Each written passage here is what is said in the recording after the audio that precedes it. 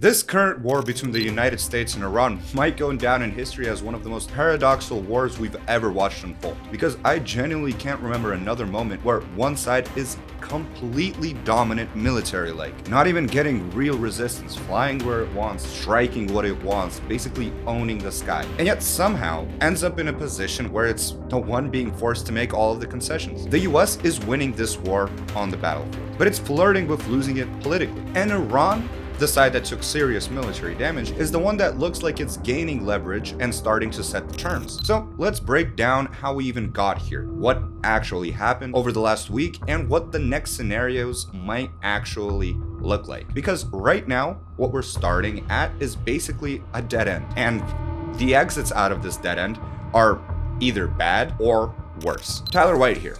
You're on my channel. Make sure you're subscribed, and if you're not, drop a like, and let's get into it. All right, back to the beginning. On February 28th, overnight into March, the US and Israel launched a military operation against Iran. Heavy missile strikes, airstrikes, the whole thing kicks off fast. Officially, the goal isn't stated in one clean sentence, but everyone understands what this is about: Iran's nuclear program. The US and Israel don't want Iran getting a nuclear weapon. But here's the important part. A year ago, we had a similar story, a short conflict, the 12-day war, after which we were told that the key nuclear facilities were destroyed, that the threat was neutralized. And as you can see now, it wasn't.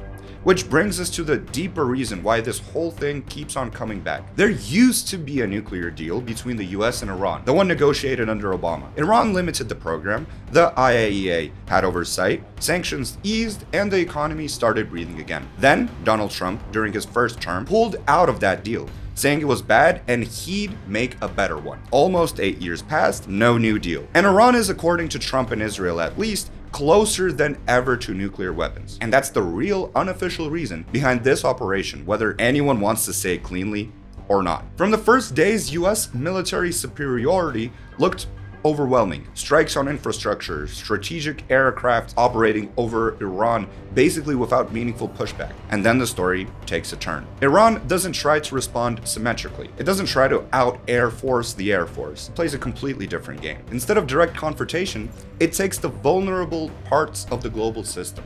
Oil. Iran strikes US allies in the region, and this is the big one. It moves to choke the Strait of Hormuz. That's a major artery of the world economy. Roughly 20% of global oil flows through that passage. Saudi Arabia, Qatar, the UAE, Iraq, a huge chunk of their oil moves through that narrow corridor. Iran has threatened for years to close it, but it only actually does it now.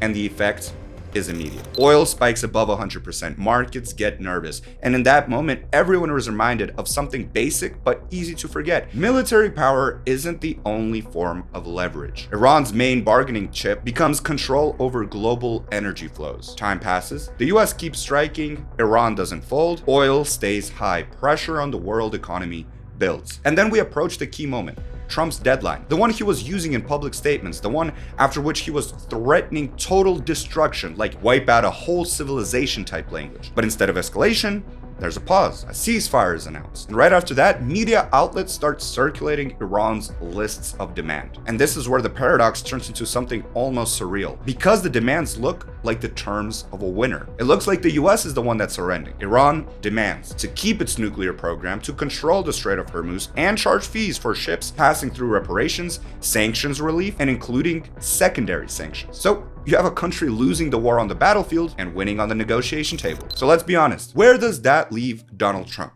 He basically has two bad options. Option one, increase pressure through a naval blockade, try to cut off Iranian shipping, trigger an internal economic crisis, destabilize the country, force political change from the inside.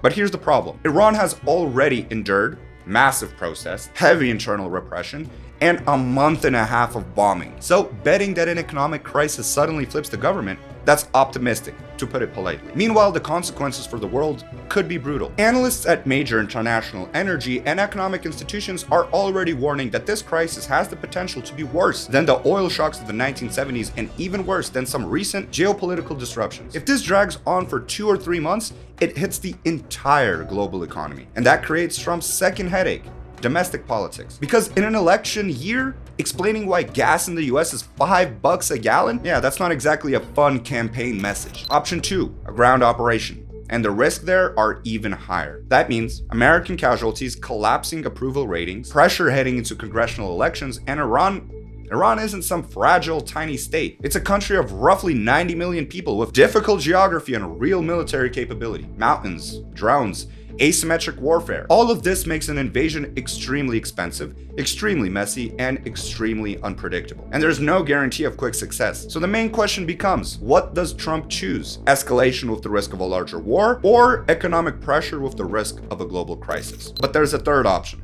The quiet one, and honestly maybe the most likely one. US just exits the conflict, declares victory because we destroyed a significant part of their infrastructure, and then shifts attention. Any loud news story, any big distraction, and the media cycle moves on. Trump loves doing that. Hell, drop some UFO files or Area 51 documents, half redacted of course, and everyone's eyes go to somewhere else. And the nuclear deal issue just remains unresolved. And weirdly enough, that scenario looks like the least painful one. No ground war, no long-term energy choke, no global economic shockwave, oil stabilizes, tension gradually cools. So right now the logic is pretty straightforward. Markets are betting on de-escalation. The world is hoping for de-escalation, and most likely, that's where it heads. But don't underestimate Trump's unpredictability. With him, anything can happen. So you prepare for multiple scenarios, not just one you hope for. Thanks for watching, guys. If this breakdown helped, subscribe to the channel. And also subscribe to my Telegram. That's where I share trade ideas and show how to use events like this in trading without getting lost in the noise. Tyler White,